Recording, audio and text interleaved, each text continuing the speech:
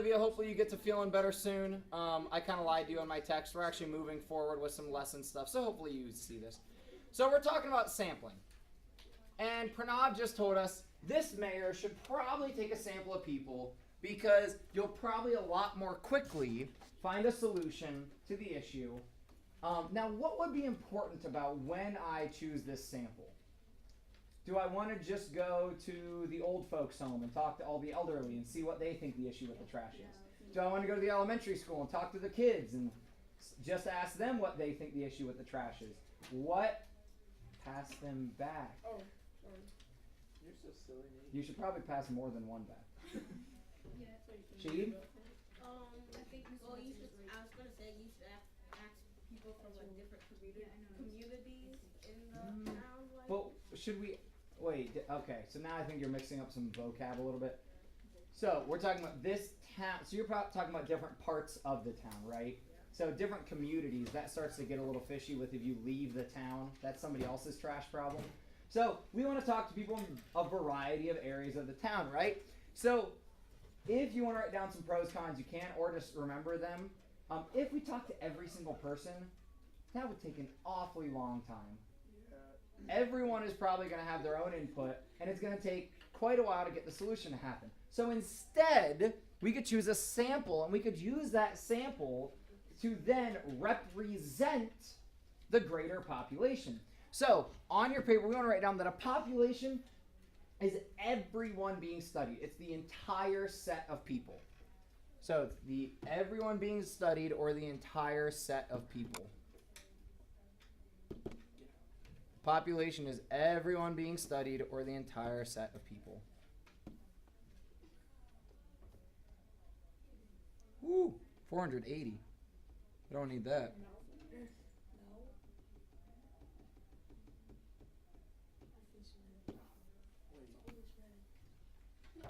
So if you just put the entire set of people, Entire set of people. yep, being studied.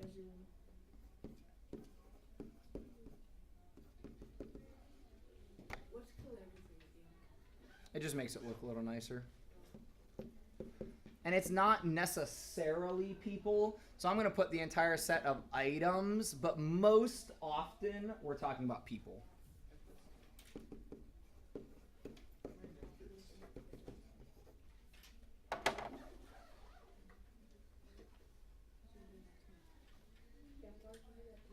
Fingers crossed that my audio is actually working correctly this morning. So, when we talk about a sample, we said a sample is a small portion or a small group. So here, a sample would be a group from the population. Like a survey? Yeah.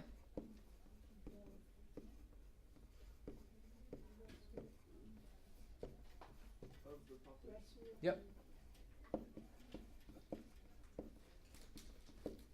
Think about it. If I'm studying Phoenix students and I want to take a sample, am I going to go get some McCord students?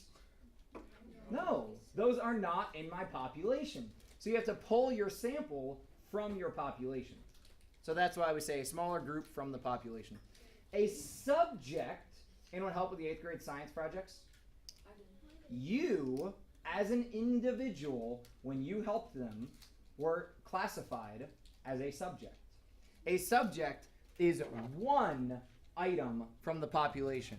So one item, or a lot of times we talk about people or one person, one item from the population. Seems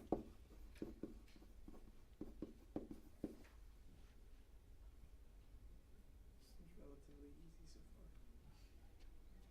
far. I will tell you, sampling is pretty easy. There's not like formulas you have to remember or things. It's fairly straightforward. And yes, somebody mentioned this. Somebody said like a survey. That's essentially what we're doing with sampling, is talking about how we survey and how we collect data.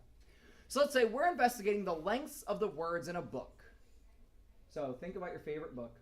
Think about whether you think it's a lot of short words, a lot of long words, and how you would determine that. So we want to actually take a sample of words to try to say, well, how long are the words? We want to determine, is this the population Or is this a sample? And I will tell you, there's also a curveball thrown in here that's not really the population or the sample. So, wrong set of cards. Here's you guys. All of the words on a page of the book. Noah, would that be a sample or a population? Sample.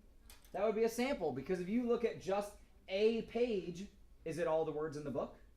No. No. Is it a group of the words in the book? Yeah, so this would be a sample. Now, would that sample, that page, would it necessarily represent the entire book? No, maybe that page is a bunch of backstory that uses pretty small words, pretty simple things, and they haven't gotten very deep into like the beefy part of the book. So that may not be representative, but it is a sample. Every other word in the book. So you choose one, skip one, choose one, skip one, choose one, skip one. Zach, what do you think? Sample or population? Sample. Yeah, that would be a sample. We're not choosing all of the words. We're only choosing some of them. Lily, what about all of the words in the book? Population. Yeah, that would be the whole population because it's all of the words. Is this the curveball? And Jackson, one word in the book. Subject. It's a subject. They don't even give that as an option, but technically that's a subject. Could it be qualified as a sample? Yeah, it's a smaller group from the population, right?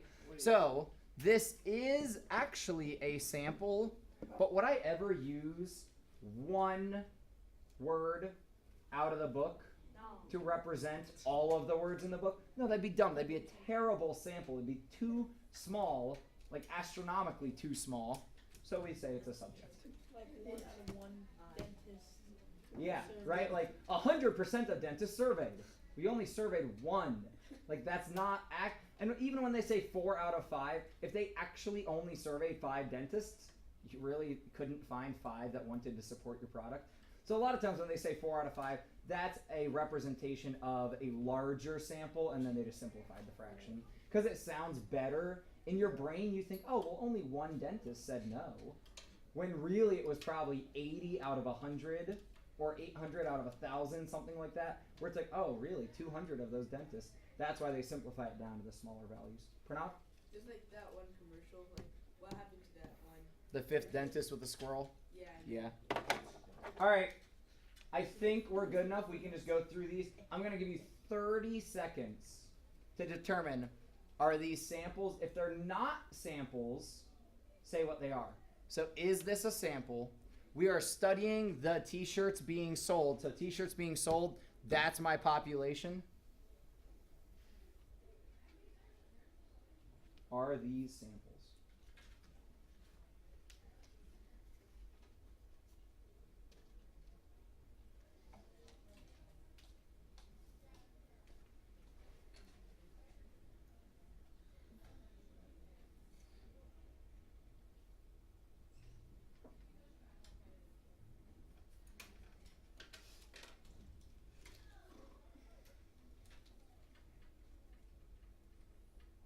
Seconds.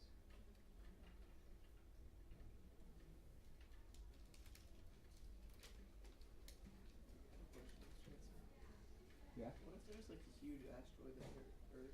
Ooh. So, I was. Who was it? Noah?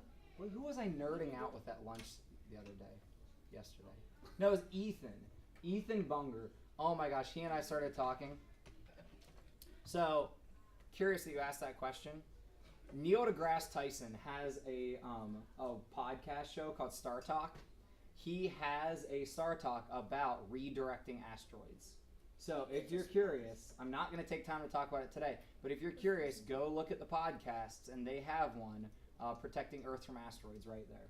So there are people figuring this stuff out of how to, because they've already figured out that in 2029, there's an asteroid that's going to come close enough to Earth that it's going to knock, like, it will be between our satellites and Earth. It will fly, it will be very, very close. and our estimate right now has a lot of error. So we don't actually know if it's gonna miss us or if it's gonna hit us. Is that a big asteroid? Big enough. Where's it gonna hit? Oh god. Baylor? Okay, so I have something. So a few weeks ago, I actually went to go see Neil deGrasse Tyson. Yeah. And he started talking about gravity waves and. Is he a I- scientist? Yeah, what? Yeah, he's actually right now his job. He works in New York at one of the big museums as the oh crap! Why can't I think of it now? The observation areas where you go to look at like the stars, but they're not actually planetarium. He runs the planetarium at this huge museum in New York. Where's it gonna hit? Sorry, so go ahead, real quick. Yeah. So, and I was thinking, dang, I forgot. Okay, come back to me. maybe. Okay. So, Ella, every other T-shirt in the store, would that be a sample? Yeah. If I choose one, don't choose one. Choose the next one, don't choose one. This is for sure a sample. Actually, instead of yes, I'm going to write sample since we're going to talk about a few of the other options. Seth, if I literally go check every single shirt in the store, is that a sample? That's the population. So here I could underline every other. Here I could underline all of the T-shirts in the store. Since it's all in the store, that's a population. What about all of the medium size shirts? Grace, what do you think? All the mediums. That's a sample. Now, would that sample necessarily be representative? No, because I'm only looking at the mediums. Let's say I'm studying what fabric it's made out of or where it came from. It's a direct sample. You're kind of making up words now. I mean, it's a specific sample. Yeah. It would not necessarily, it would have a bias to being medium sized. Shahib, if I look at one T-shirt in the store, Subject. that would be a subject because it's only one. Or sample. Yeah. It would, or a sample would be a really terrible sample. So we don't really talk about it as a sample. We talk about it as a subject. All of the striped T-shirts in the store. Carrie, what do you think? That is a sample.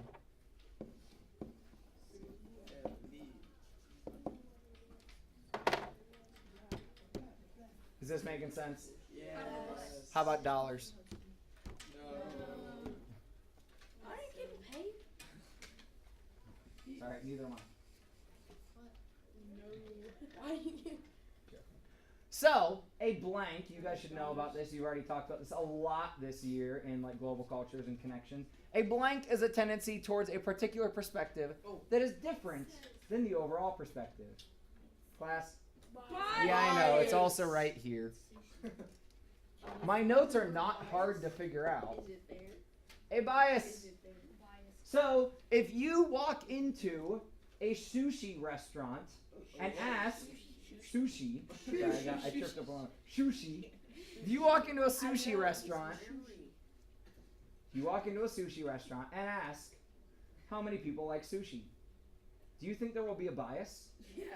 If you walk into McDonald's and ask how many people like sushi, do you think there will be a bias? Yeah, because people eating at McDonald's probably don't like sushi because McDonald's is a very more simple, like very American sort of thing. Where this is a really good question. Where could I go ask about sushi and try to not have a bias skewed one way or the other? Obviously, each person has a bias, but I want the group to try to not have bias. Zach? Ooh, a park has nothing to do with sushi. I could ask people there. Seth? A sporting event? Sporting event, nothing to do with sushi. School, you just talk to people at school. You have no idea what their food preferences are. Or even Kroger. grocery store. That's actually exactly what I was thinking. As long as you're not standing right next to the sushi. Like that would probably have some bias. But if you're just saying like at the door, hey, do you like sushi? Do you like sushi? That would try to get rid of the bias. So each person, and if you say I'm not biased, yeah, you're lying. You're pretty much biased about everything. How you're raised, the values you believe, your religion, your upbringing, your race, all that creates your bias. Bias is not a bad thing. But when there's bias in a group and you're trying to collect data, it becomes a bad thing because it will skew your data. It will skew your information. So data in a group, bias in a group is a bad thing. Bias in an individual is pretty much normal. So you're studying people in the U.S. You want to know who goes sledding each year. Which of these contain bias? And if they contain bias, why do they contain bias? So take a couple minutes. Which of these samples contain bias? If they contain bias, why? The question we are studying is who goes sledding each year? You want to know who goes sledding each year. More than one of them have the bias. Yeah, you're answering for each of these. Does it have bias? If it does, why? Zach, do you have a question? No answer. We'll hang on to it for a second.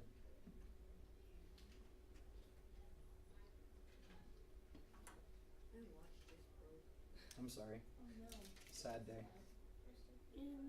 That's so dumb. Life is so dumb. All right, give about 30 more seconds.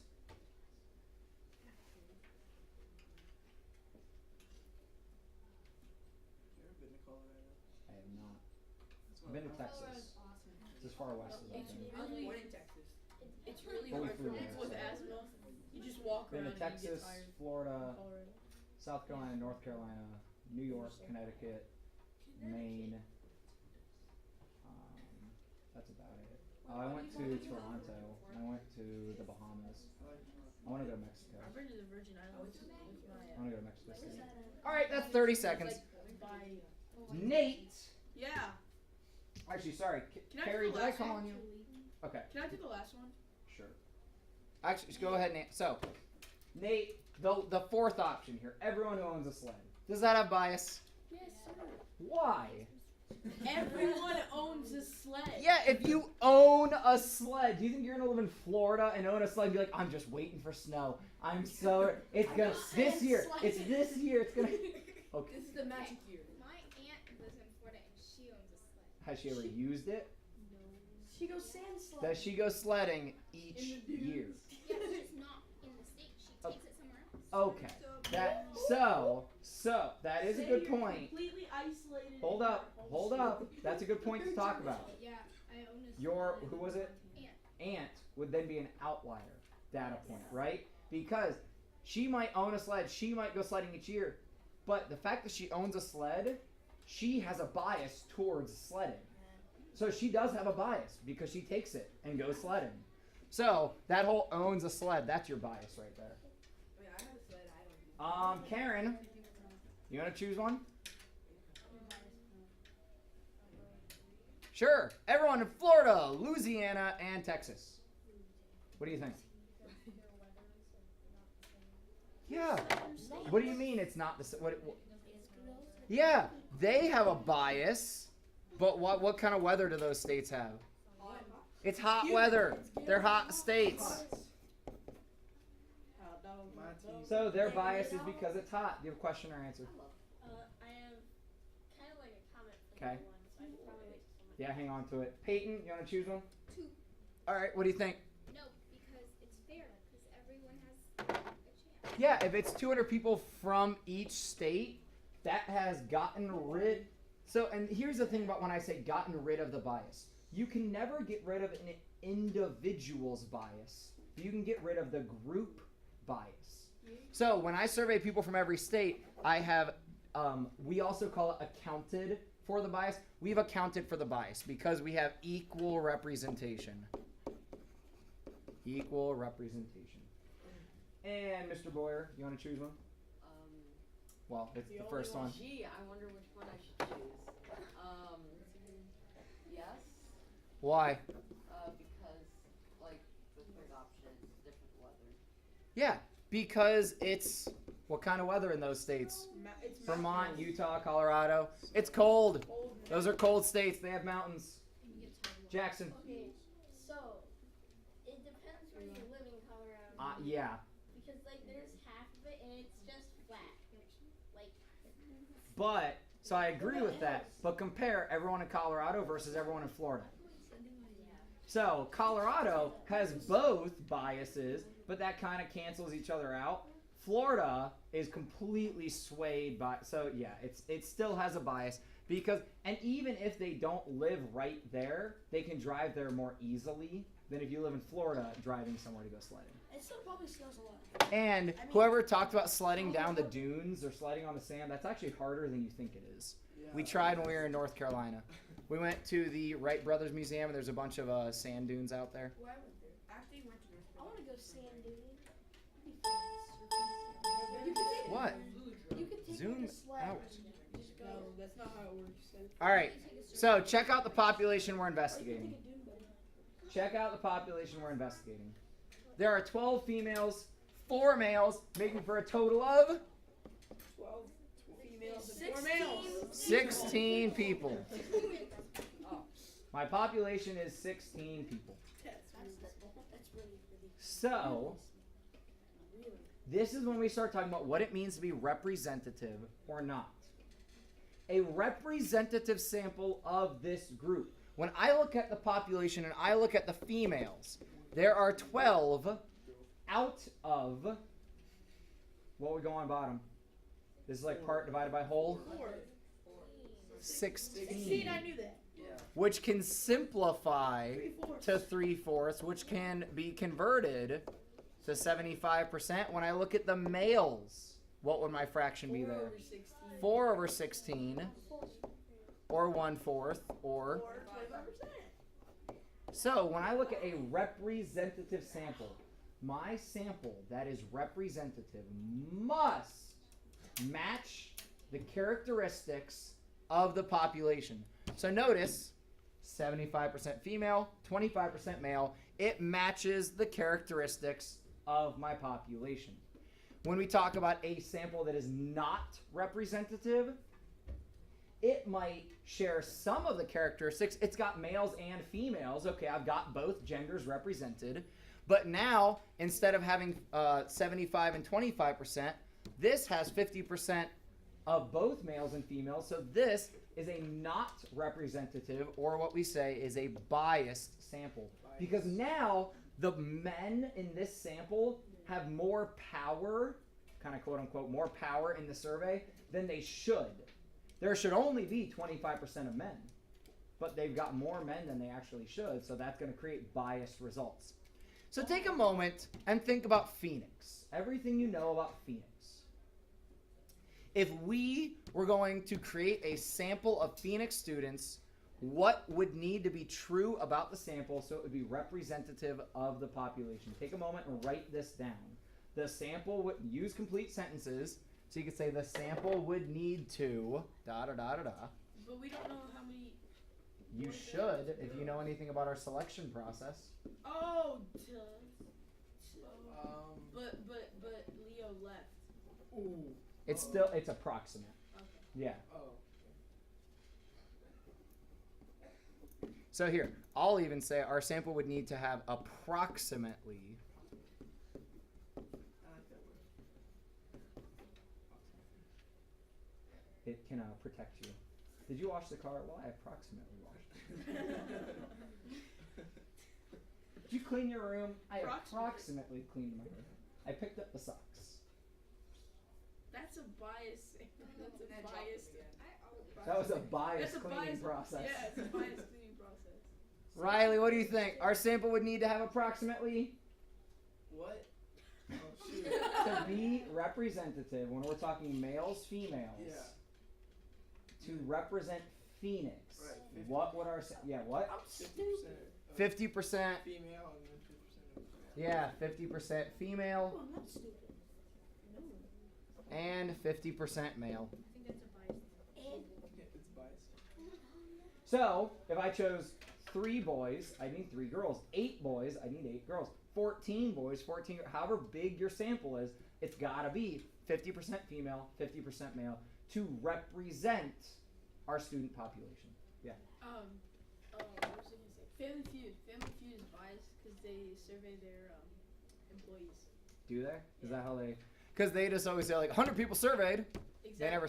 Actually, I thought They there do was a want other show people, but they used to survey people like in a mall. Like they would just survey like people as they walked by in the mall. But yeah, if Family Feud surveys their employees, it depends if their employee base has a good mix of people or not. I'm not sure. Yeah, but if it's all like you have to assume that it'd be biased because it's very unlikely. right, to it couldn't mix up. represent all age groups or all. Yeah, it'd be very hard. Mr. Combs, can I help you with anything? No, go ahead. Okay. Sorry. So, we use representative samples. We use representative samples to create inferences. So let's say we took a sample of Phoenix students.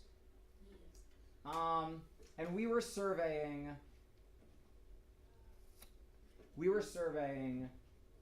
eye color.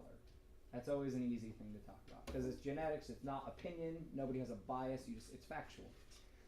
If we took a sample let's say 20 students, and we found out that 25% of them had blue eyes.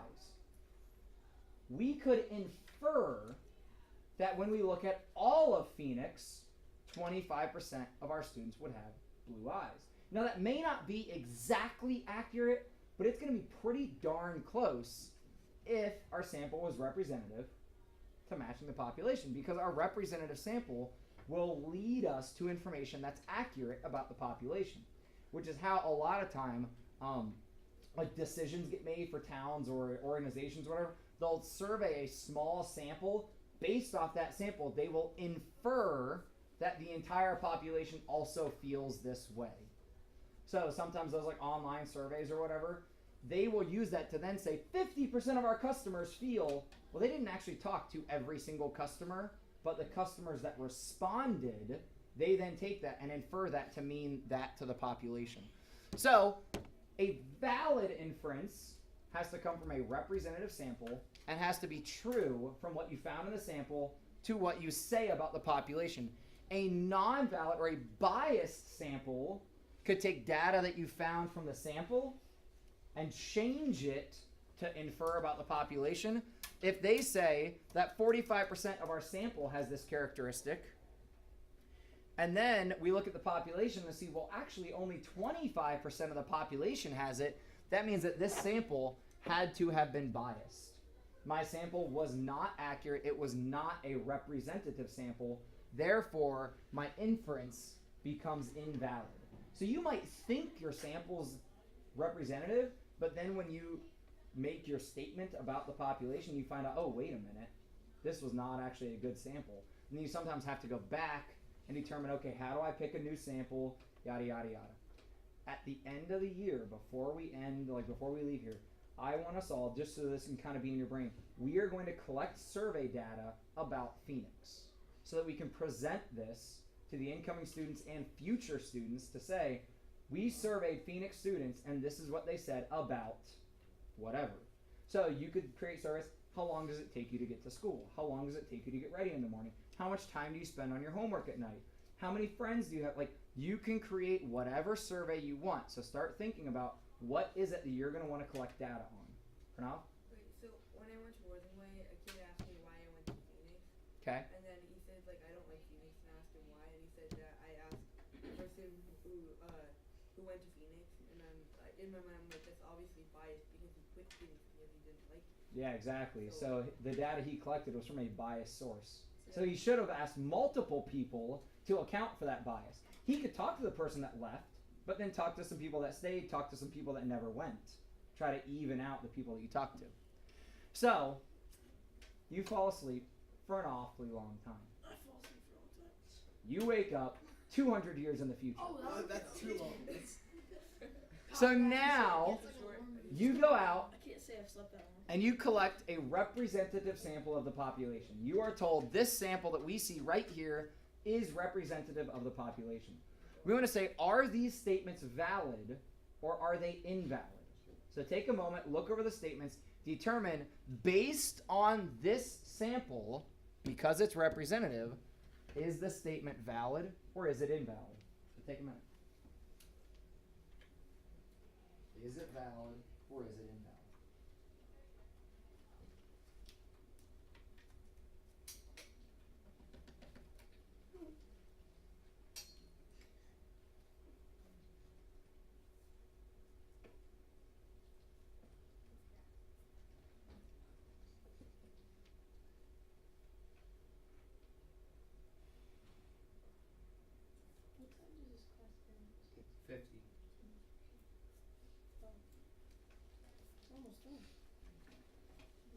Okay, never mind.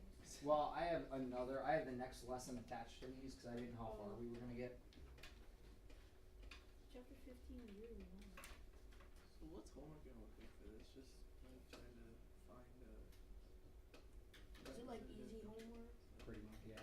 It's pretty quick. Like a 5-minute homework?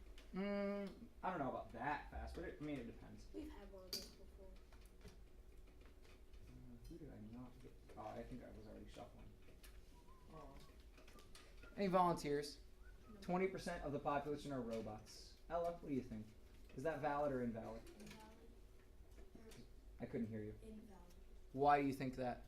Because it's not like not correct. Like it's So if this sample's representative, it matches the population, right? How many robots are there in my sample? How many are there total? How many things are total in my sample? So if I look at robots, it'd be 2 out of 10. So wait a minute. What percent is 2 out of 10? 20, which makes this a valid inference. Pranav, there are more humans than robots in the population. True. This is valid. There are more humans than robots in the sample, so that would have to match the population. Grace, 25% of the population are robots. Invalid. This is not true. What they did to get 25% was 2 robots compared to 8 humans. You don't do part over part, you do part over whole. Yeah, that's what we So should that was where that mistake came from. That's how they got 25%. And Ashton, 2 out of every 8 members in the population are robots. Invalid. So you could just label above these, this column is valid, this column is invalid.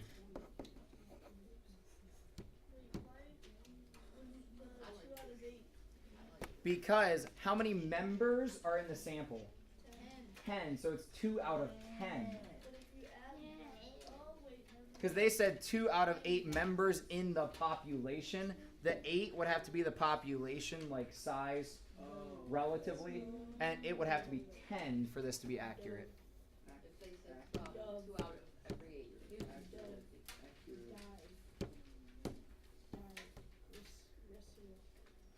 All right, a magazine company studies a representative sample. So when you're told that your sample's representative, you know you can trust it and you know you can do the math with it. So a magazine study pulls a representative sample. They mailed certain people to make sure the sample's representative. In the sample, there are 12 women and 8 men. Which inferences about their readership are valid? So take about a minute, see what you think. 12 women, 8 men. How many total in the sample?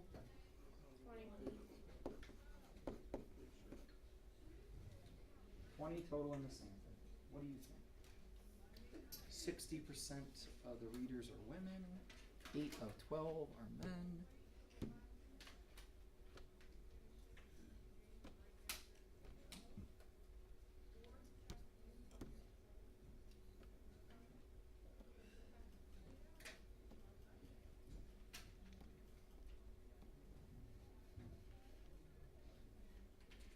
Got 30 seconds.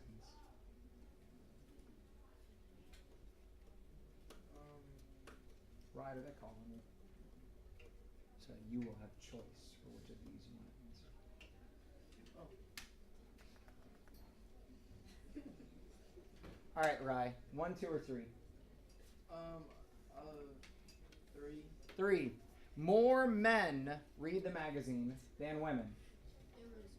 I don't even have to look at the total to figure that out. Rye immediately was like, no. I don't know what magazine this is, but we have 8 men, 12 women. This is obviously not true. That is not an inference that can be made. Zach, 1 or 2? 1. You think it's true? False. True. True? How'd you figure that out? Because if it's 12 women and 8 men, it adds up to 20. Wait, it adds up to 20. Uh-huh. And then you just multiply it or divide it. To get my percent, we take the part that are women over the whole. This simplifies to 6/10, which is 60%. So this is true. It's not. Hey, did I tell you to pack up? I still have a minute and a half. Yeah, it's Lily, I guess you're stuck with 2. 8 out of 12 of the readers are men. Not true. Not true. What would be true? 8 out of 20. 8 out of 20 are men. Or there 8. Or 8 compared to 12, but it's not 8 out of 12. Now you can pack up and get out of here. We will cover 14-2, or 15-2, sorry, we'll keep headed into this next week. For the weekend, it's just 15-1, and it should be very quick. Fridays are so Easy to get done with AO. Fridays. Okay, so